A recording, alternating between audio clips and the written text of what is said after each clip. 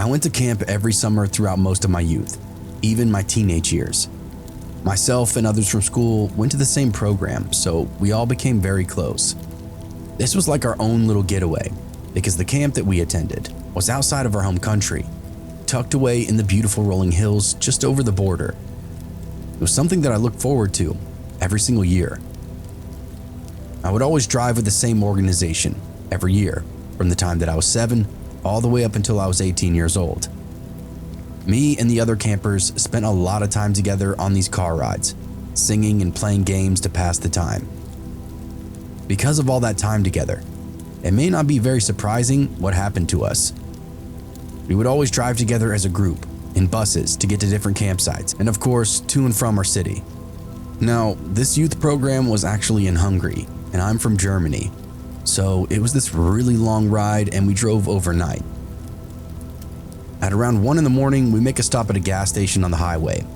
I was 11 years old at the time, back together with my summer camp friends, and very, very awake. We all went to the toilet, then to the shop and the gas station. We're all giggly and happy. You know how kids are during these trips. We perused the candy aisles, looked over a book nook, then found a drink cooler with stuff that we liked in the back. It was like this little midnight wonderland for us kids. All the glowing fluorescent lights and sweet treats as far as the eye can see. As we shopped though, I remember hearing this very, very loud sound, like a big metal block falling onto the asphalt. Even felt the ground shake a little bit when we heard it. It was somewhere outside the building, but still so loud that it snagged everybody's attention for just a moment, but no longer than that. No one really asked about it. Nobody said, "What was that?" Nothing. We all just continued to explore that little roadside store, stretch out our legs as much as we could for as long as we could. I remember everybody kind of laughing about it for some reason, and heading back to the bus thinking nothing more of it, really just ready to hit the road again. When we arrived at the bus though, the energy was off. Everything was now weird. What at first had been all giggles and smiles, kids playing in the dark, was now a dreary sort of detention feel. No one seemed to be having a good time anymore. In fact, anytime the kids got a little too loud, one of the counselors would come over and shush them, ask them to be quiet. We all just flopped into our seats and waited for the bus to start moving again. I'd say around a half an hour of nothing more happening, we slowly realized that something was indeed very wrong. A story would go around about a boy coming out of the woodland up ahead, right near that gas station. A large box truck coming around the corner failed to stop and ran him over. The story that we heard was that the road ahead was full of blood. Apparently that boy had come out of nowhere, attempted to cross the highway. The truck lost control and toppled over, killing him instantly. All the camp counselors seemed to be in a panic, talking in hushed whispers and doing a head count over and over again. The next story that would go around the bus was that a pair of boys were missing from our roster. One of them I personally knew from the camping program, as he and I had been attending this forever. Suddenly I felt sick at the idea that he could possibly be dead, mercilessly crushed along the highway. Dark thoughts continued to plague me as the idea just set in. Maybe I would never see him again. Many of us just grew quiet as we waited to hear the news of what was actually going on. Nobody was allowed to leave the bus. An ambulance was called to the scene, giving us all some hope. I think we waited there till early in the morning, 5 or 6 a.m., when the sun was just coming out to illuminate the truth of whatever had gone down. The police were there and everything. We saw them working from the bus. They put that caution tape up everywhere. Sparse crews working to clean up the shattered glass and spilled motor oil in the roadway. It was surreal to see that scene so close. In the dark of the night, the accident may have well been on the other side of the world. But with the sun up, we could see it really just down the road from the gas station. Whoever had been run over, it happened just 100 feet up the road. Now that I had a visual, the smell of everything started to fill the air. Through the night, it had just been that of nature and the woodland. Now I could smell the industrial metal, the chipped asphalt, the oil and the seared rubber, and of course, could smell the gore. This gritty iron smell wafting in the breeze. Many of us began to gag on the bus. Out of nowhere, the boy reemerged with an officer, the one who allegedly had come from the woodland. It was the one who had rumored to have been crushed, but here he was, seemingly okay. He was one of the campers, not just some random kid who came out of the forest. He'd been walking behind the other two boys, the ones who were still missing. He explained the truck indeed skittered right out in front of them. It almost killed him. He wasn't sure if the others survived. He'd been driven to the hospital to get stitches, and now he wanted to continue the drive to camp. Instead, they drove us to a community center, where we all got there and gathered up, and then told that the two boys that were missing were indeed dead. Nobody reacted at first, not even the boy who survived, the one who'd been with them. We all just stood there, silent and shocked. It was my friend and another boy from the program, one I didn't personally know. In just a single moment of my life, my entire childhood changed for good. Summer camp was like a peacetime. Many of my best memories were tied directly to the very notion of packing up all my belongings and going away with my friends for a whole season to some faraway land. All the hours spent awake through the night, waiting to hear who'd been killed, had spoiled anything good I had to remember. It turned out that those boys had snuck off in the opposite direction when we stopped at the gas station. They were lurking around the woods, smoking cigarettes and just messing about. The boys got too close to the highway though. Just as they stepped out onto the road, a transport truck came barreling down the road from the opposite direction. Its brakes were going out. The driver had been steadily losing control for a minute or two. He swerved to miss them and instead rolled over and smashed them into nothing. They didn't even have an opportunity to scream. They turned that community center into this little triage for the kids who had to stay. There was a sectioned off sleeping area lined with cots and pillows, clean blankets for us to huddle under. There was an office space that they reconfigured after a few psychologists showed up, a place for us to go and talk about what happened if we got upset, if we wanted to. They also had a recreation room with movies playing on a television and board games in the back. It was weird. It's on the news and everything, and I don't really like to think about it. I remember informing my parents that me and my brother were alive and well. We actually drove to Hungary, to the camp, after a day at that community center, because most children still wanted to go. Some children literally couldn't go anywhere else. Even the boy that survived, who was the cousin of one of the dead boys, insisted on continuing with the trip. Looking back now, it's absolutely baffling. Half of us were locked up with trauma. The other half literally didn't care. They just wanted to continue on with their summer. If you didn't want to go, you would have the opportunity to drive back home or call your parents to come get you. At first, I didn't want to go. I was too torn up by my friend's death, but ultimately, I made the decision to press on. The trip back was long, and the idea of sitting in my room alone for 3 months wasn't really a comforting thought. I decided that having a good summer to honor my friend might be a good way, or a better way, to start processing what had just taken place. I went. It was actually a pretty good summer camp retreat, because all the people there were going through the same thing I was. We had psychologists on site and everything, as some people's nerves gave out later in the program. After the adrenaline and shock wore off, they crumbled under the depression. There was supposed to be ultimately 50, I think, or 60 kids. By the end, there was only less than half of us left. Still, I think we shared a tighter bond that year because of that incident. Damn near every night we would cry together around the fire. That's also not to say it didn't have its strange occurrences that year too. People were claiming they saw and heard things that nobody had ever reported before. This was a highly trafficked, highly respected summer camp. Not some dingy, scary, allegedly haunted campsite full of druggies and alcoholics. To see and hear strange things, supposedly, was definitely out of the ordinary for this retreat. There was an incident where one night 2 of the girls had come back from the toilets, screaming their heads off. They were younger, part of the elementary group. It took us supervisors a good 10 or 15 minutes just to get them to calm down. By then, one of the older, real counselors had found us and was taking over the situation. Once they finally calmed down, they told us what had happened.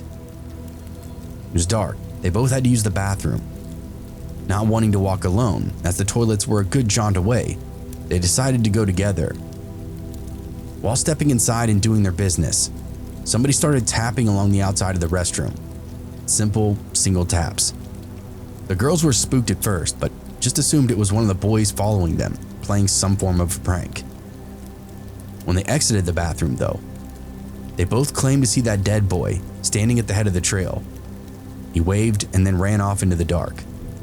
We ended up setting both of them off with therapists for the night, who only said it was just a method of coping with that accident.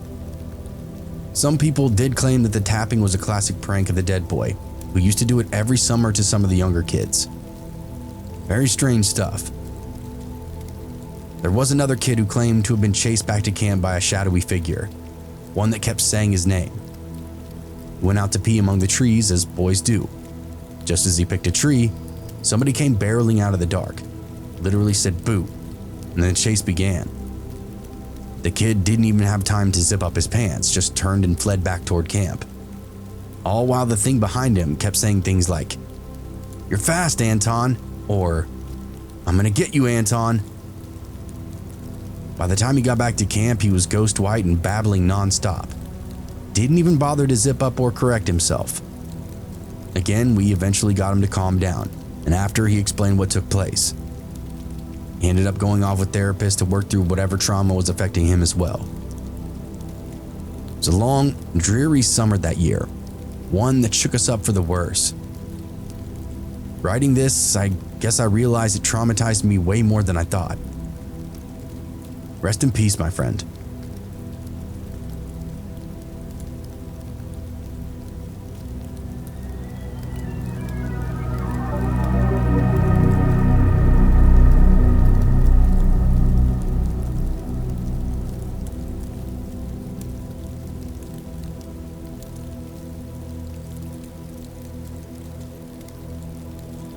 I was about 10 years old and went to a summer camp in Oregon named Camp Harold. I'd gone to this camp once before, but really felt like a pro with this being my second summer. I knew the program, I knew some of the camp counselors, and I knew the woodland around the camp like the back of my hand. This was the kind of place where you could actually cut loose, have some fun, throw rocks off cliffs into the creeks, whittling with knives, axe throwing, all manner of cool stuff. It was the summer of 1994. The camp is a Catholic youth camp, but feels more like every traditional summer camp you might see in the movies. Sneaking out in the middle of the night to go skinny dipping, over-the-top campfire horror stories, all manner of activities. It's a blast. This story concerns said late-night skinny dipping. 4 of us boys really hit it off. Nothing erotic though, just as a disclaimer. Just that we all had similar thoughts and comfort about being nude around one another. Mostly like, I won't look at yours if you won't look at mine type of compromise. We just wanted to swim, but didn't want the evidence left behind. Swimming was strictly prohibited after dark, especially without supervision. If our swim trunks were still wet in the morning, they would know that we swam, and they would keep us out of the water for the rest of the summer as a punishment. Swimming naked was kind of the only guarantee we weren't going to get in trouble. Our cabin was near this old pool, dating back to World War II. It was concrete, old, and mostly still with moving water. They had a proper lake, but none of us felt comfortable walking that far in the dark. They also had a brand new swimming pool, but it was fenced off and had security buoys that would screech if something disturbed it too much. I'd say it was around 2 weeks into my stay when my new camp besties decided some midnight skinny dipping was in order for tonight. For the purpose of the story, I'm gonna name them Sean, John, and Eric. Sean was like me in both looks and attitude. Both loved pretty much the exact same things. John and Eric were both friendly, but open-minded. Our interests were a bit off outside of swimming without clothing. John loved country music, horseback riding, model building. Eric was into hardcore gangster rap, basketball, and DC comics. Those things were fine to me, but not anything that had any of my interest. Sean could have pretty much been my brother though. Both of us were raised in very nurturing and progressive families. We both loved the same type of music, video games, comics, books, the works. We even kind of looked the same.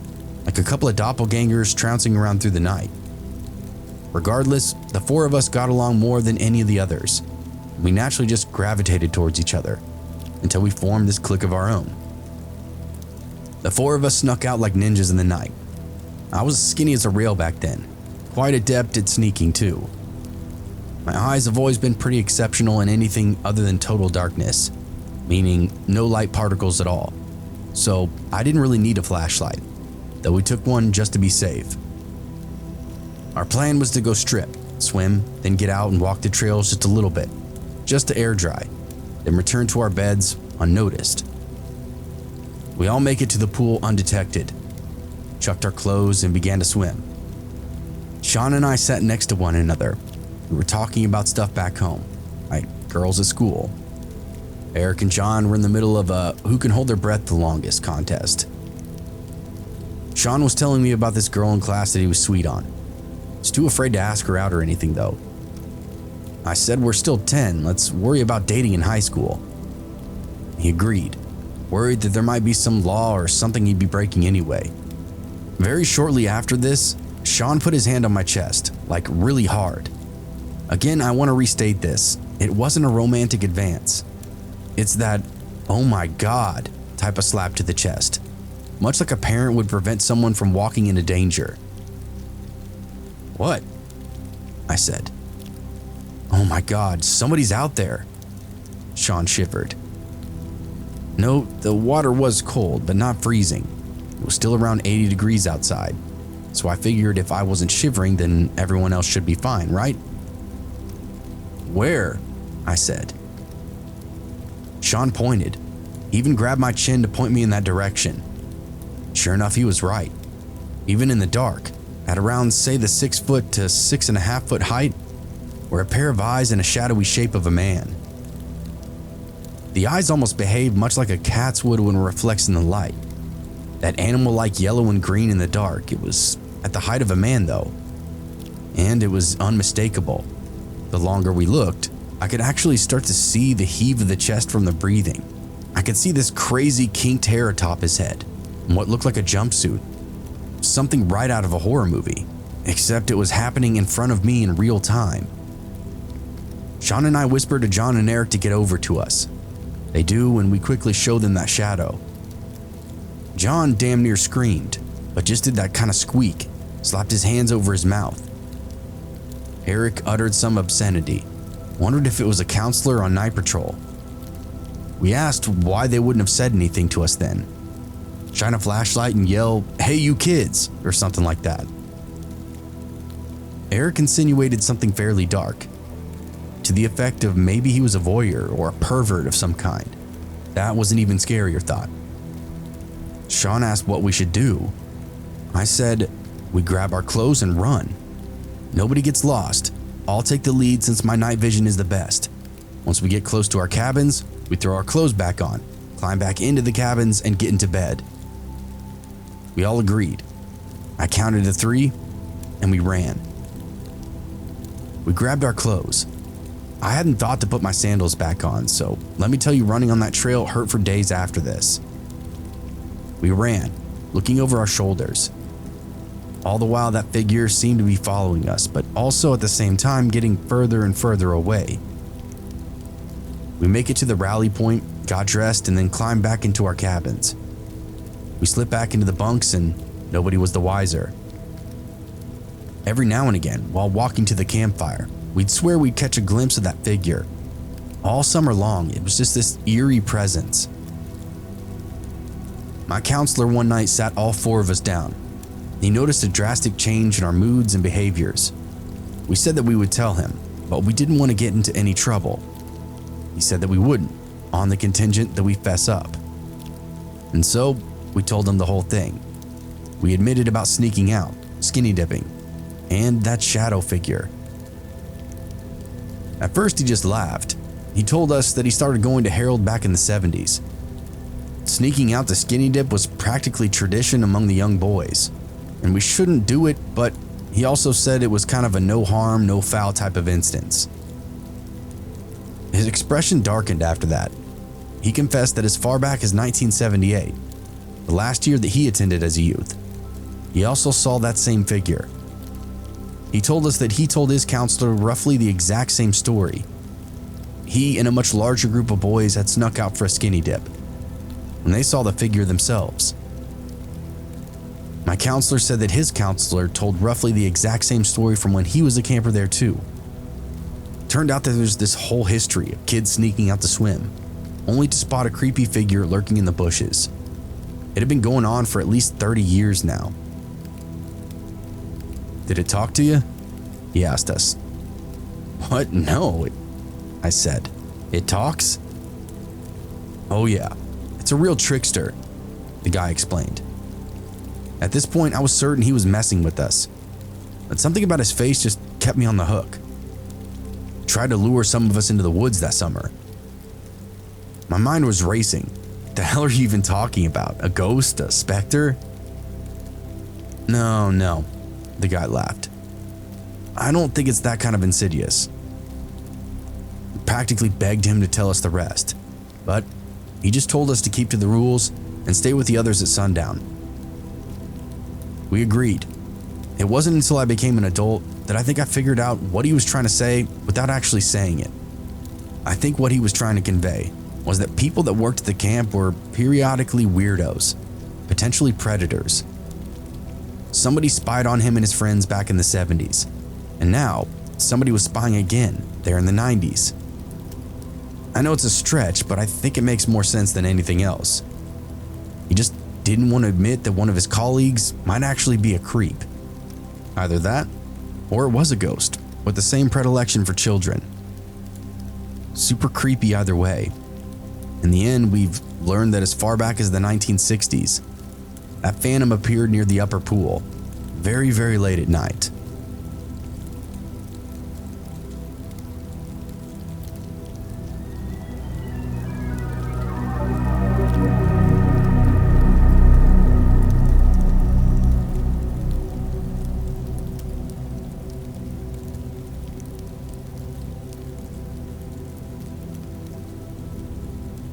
Imagine spending an afternoon in a cave, waist deep in hot water, as a man lectured you about how fossils, the whole lot of them, had been planted by scientists as a part of a massive conspiracy. And then I want you to also imagine, if you will, anytime you tried to excuse yourself, this same man would stand up and threaten to kill you.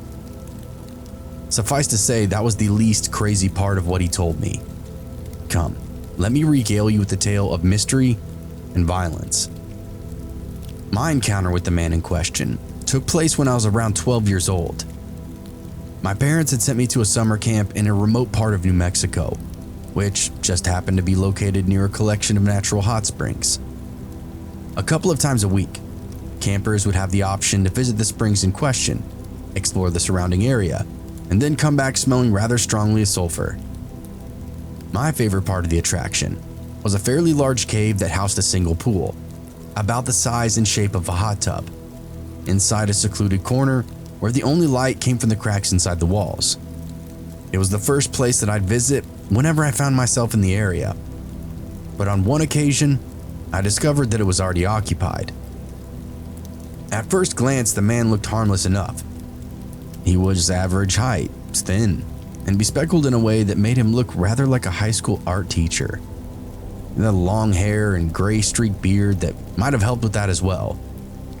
When he saw my friends and I hesitate at the mouth of the cave, he beckoned us in, assured us that there was plenty of space for everybody. Now, had I been on my own, I would have quickly turned tail and fled from that creepy figure in the darkness. But with a group of other campers who were accompanying me, it felt like it offered some semblance of protection. We strutted inside the cave, crammed ourselves into that natural jacuzzi, then listened in with ever-increasing bewilderment as our strange host regaled us with this truly insane theory. "You know," he said to us, apropos of nothing, "dinosaurs didn't exist, and scientists." He spat out that word like it left some kind of bad taste in his mouth. "Have miles and miles of laboratories hidden beneath the Earth's surface, where they make all of these fossils. They stick them around the planet for people to find, so nobody will dig any deeper into those spots." Why?" asked one of my friends. The man then smiled in this way that almost might have felt grandfatherly, had it not been for the insanity in his eyes. "Well, there's lots of reasons, but mostly, they don't want people to find the laboratories, do they? That's where they make the chemicals, you see."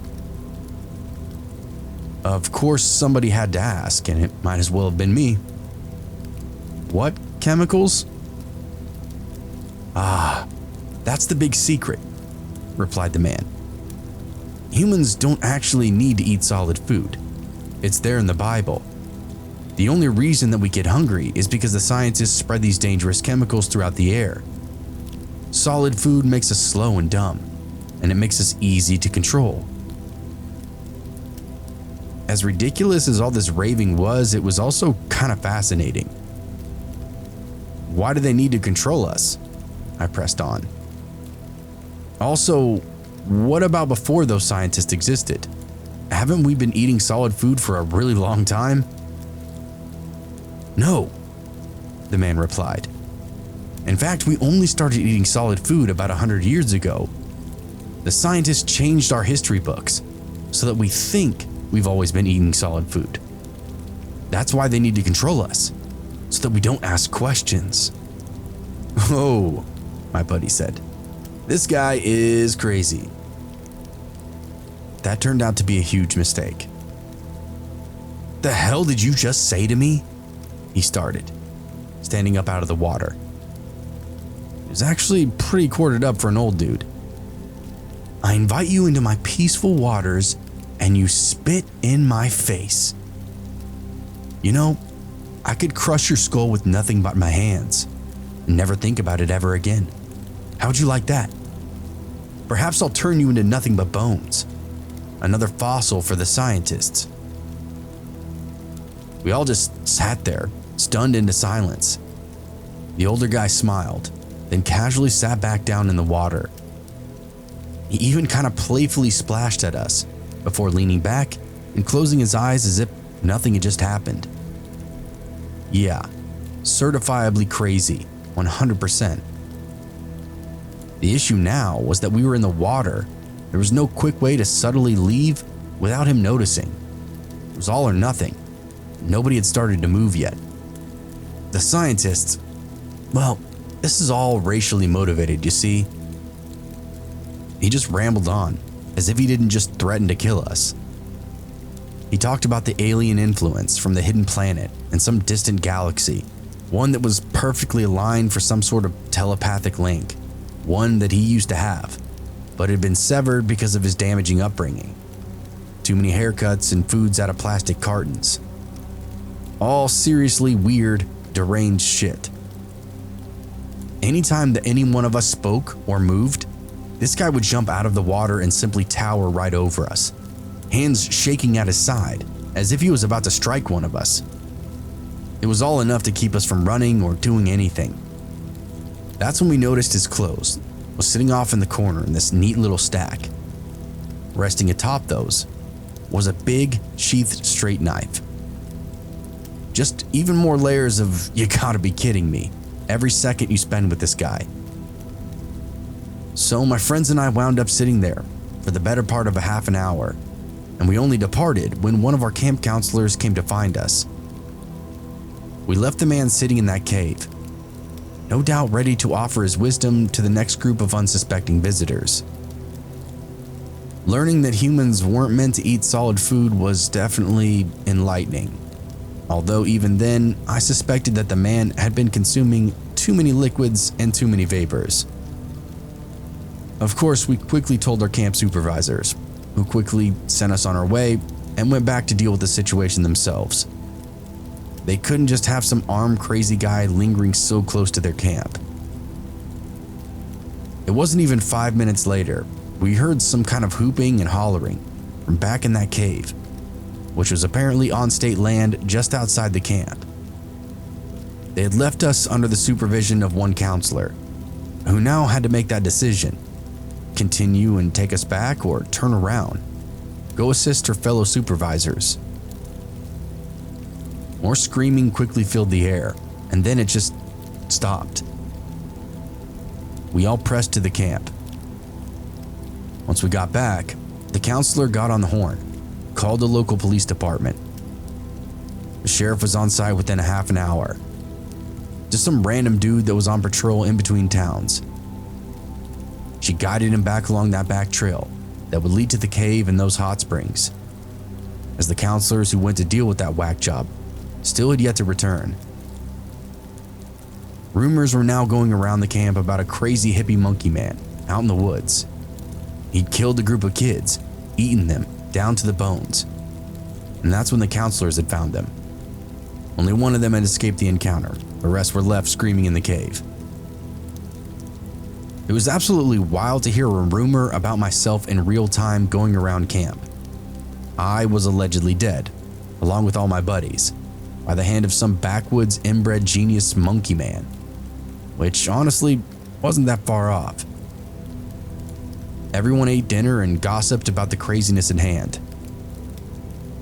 It wasn't 45 minutes later, the sheriff came back through with a conspiracy guy in handcuffs.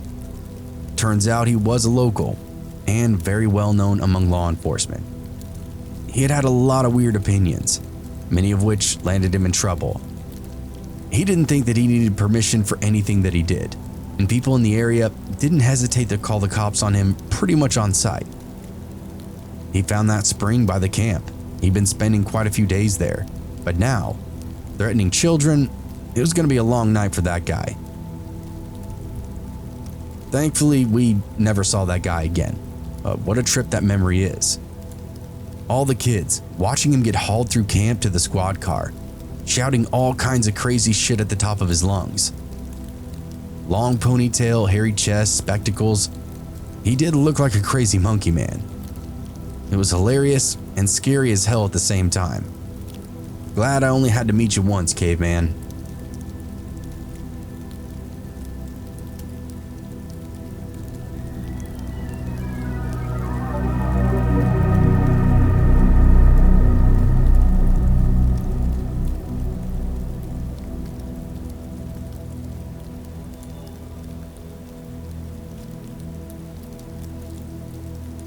I was a camp counselor for a 6th grade science camp. I'm keeping the actual name private for obvious reasons. 5 days, 4 nights in the Santa Cruz Mountains with a ton of mostly well-behaved 6th graders. This was a pretty well-structured program, but still, weird stuff was known to happen from time to time. I was in charge of a group of boys in one of the cabins. One of the campers, we'll just call him Matt, was a very odd bird, to say the least. That perpetual 1,000-yard stare, unkempt. You couldn't understand any of the mumblings that fell out of his mouth. People would avoid Matt, and that seemed to be just how he liked it. Everyone would just totally ignore the guy, and it didn't seem to faze Matt in the slightest. In fact, it was when people tried to socialize with him that he would start to get upset. He did not want to talk, did not want to play games with the others, nothing of the sort. Being around the other kids seemed to put him in a mood, so we just let Matt kind of just do what he wanted, as long as it was appropriate and followed the rules, of course. After the first night, some of the campers in my cabin were huddled up, discussing something amongst each other. I asked them what was going on. They explained that Matt had left the cabin that previous night, very, very late, and didn't come back until around 6 a.m. What was he doing? I asked them. We don't know, they said. Did he seem okay? They all got quiet and awkward, so I knew something was definitely up. I pressed more, trying to get some more details, but the kids were just locked down. Nobody wanted to talk. All they said was that he looked dirty and smelled something awful when he came back. This was, of course, very unsettling, so I asked Matt about it. Through the course of that very cumbersome conversation, Matt denied any allegations. I told him it was not safe for him to be out of the cabin at night, and that he and everybody else needs to stay inside after lights out. What were you getting into out there? I asked. Did you go shower? His head snapped to face me, but he didn't respond. Just made a long, eerie look, like he was sizing up my soul. It was fucking weird. but there was nothing else I could do. If he didn't want to tell me, so be it. That night, I made sure to do a pop-in well after lights out. Matt was where I expected to find him, in his bunk. That gave me at least some sense of relief. He may not be talking, but at least we were communicating and getting through enough. It's not like I had it out for the kid. I didn't think anything negative about it. He has issues, we all do. I just couldn't have him sneaking around the facility at night, getting into God knows what. My real fear was that we'd wake up in the morning and he'd just be gone, vanished without a trace. That next day, I get to my group. They tell me that Matt had left again, shortly after my inspection, was gone all night once again. We're talking hours and hours of absence. Part of it had shook me up. I've worked this camp for a while. I know the Sierra Nevadas well, and I know what's out there.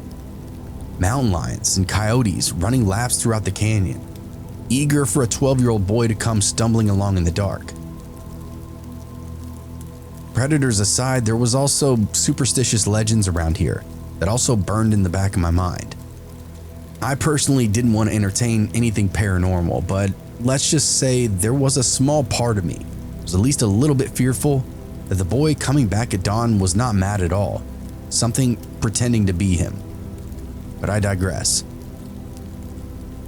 I wasn't really sure what to believe at that point. Were these kids just picking on Matt, or was he really out, doing God knows what the past 2 nights? We'd run into this before. Entire groups of kids just straight up lying about one of their peers, purely just to fuck their camp experience up. Sadly, sometimes it would work, so I was careful with what I heard and what I believed. I talked to some other authority figures at the camp, and they talked to the boys. Matt denied again, but the other boys were adamant that he did indeed leave. There wasn't really proof one way or the other. Everyone was told again about staying inside, yada yada yada. There's a caveat this time though. Whoever went to tell next time had to have proof, or else they were the one who would get in trouble. No ifs, no ands, or buts. I called it for what it was, tattletaling, and made it clear that if everyone wasn't following the rules, I'd be coming down on everybody. Night 3, I remind them again of our conversation from earlier. Look Matt directly in the eye and tell him I'll be checking in later. Stay put. I get the usual grumble, a nod from everybody else, and they all toddle off to bed. No whispers, no stories. They just try to do their best to follow the orders. It was sad to see, but these kids needed to learn a little life lesson here, and I was the one who had to give it to them. Instead of checking in, I posted up a position on the porch, right outside the cabin door in my sleeping bag. Nobody touched that door all night long. I was in and out of sleep for most of the night. Being a camp employee for that long, sleeping out in the open air didn't bother me at all. It was actually incredibly nice, and I can confidently say I didn't hear a damn thing that night that I slept out on the porch. I go in and get my campers for breakfast, and they are all abuzz the next morning. Matt had done it again, and this time he went out the window. I was in disbelief, having spent the entire evening not 10 feet from that window that they were talking about. I racked my brain for anything, a sound, but I drew a blank. There was no way Matt had snuck around me like that. Matt mumbles his innocence. The other boys are furious, exasperated that they aren't being believed. It's a crazy situation. Here's the deal though. Each cabin window has 2 locks, one on the inside and one on the outside. This is to prevent exactly what the kids are claiming, somebody sneaking out in the middle of the night. Both locks have to be undone. I know each window was locked up that night as I checked them myself. If Matt went through that window, he would have to sneak out and unlock it from the outside first. The camp leaders pull Matt and I into an office, along with his school leader, a teacher if I recall correctly, that was at the camp. Another discussion is had, mumbling denials, and a call to home to Matt's parents. Based on what I heard of the conversation, the apple didn't seem to fall far from the tree with Matt. His parents seemed a little strange, didn't speak much, ultimately said they understood. even spoke to their son a bit. Warnings were issued and we went about our day. It's the last night at camp. One of the camp leaders gathered me up and 2 other counselors. Told us that we're going to be staking out the cabin all night if we had to. We were all going to take positions, watching a corner of that cabin, and if we saw anything, alert the others through the walkie-talkie. If he was sneaking out, we want to know where the hell he's going. Honestly, I still wasn't sure if this 11 to 12-year-old boy was in fact sneaking out or if the other campers were just making up the story, with Matt being the butt of the joke. Around 1 a.m., I get alerted by one of the other counselors. He just saw one of the windows open. About a minute later, somebody is climbing out. My heart starts beating faster. It's on. Sure enough, it's Matt. He was out and on the move. We're all staying back, giving him plenty of space to do whatever he's gonna do. It was actually pretty wild to be stalking this little kid through the night. All the lies and all the hours spent in the wilderness. I'd be lying if I said I wasn't invested in whatever we were about to discover.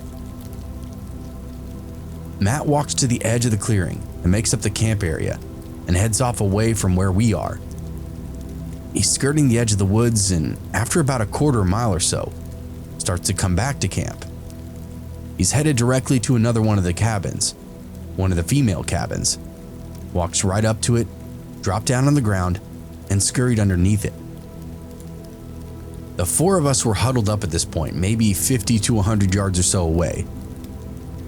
We all looked at one another like, what the fuck did we just see and what the fuck do we do now? The camp leader guy that was with us says, "All right, we need to go get him." We head towards the cabin. He busts out his big mag light and gets down on the ground where Matt had entered.